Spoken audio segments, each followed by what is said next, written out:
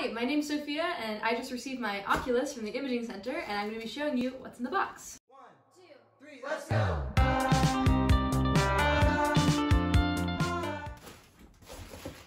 What we've received is an Oculus Quest 2.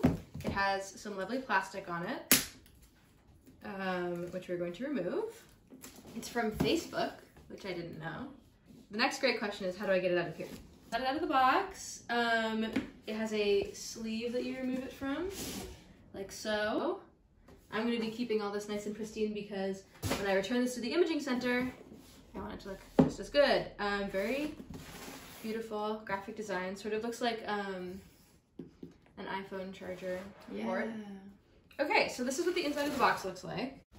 It has the headset visor and 2 handheld controllers. It shows you instructions on how to turn it on. It also comes with this little box, which I assume contains instructions. Let's find out.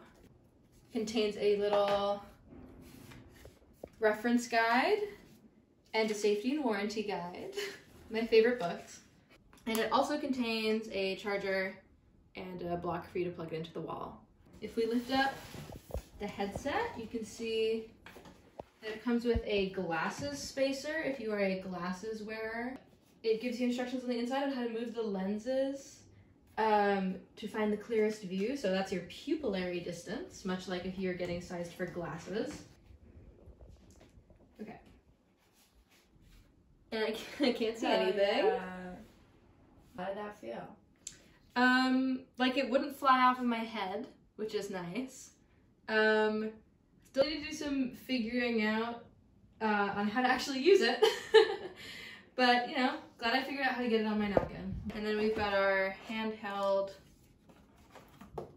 controllers here, which have buttons on them on sort of all spots. We got up here, we got down the middle, and then we have on the inside, there's 2 little joysticks and X, Y, V, A buttons, as well as a menu button and what looks to be a power button.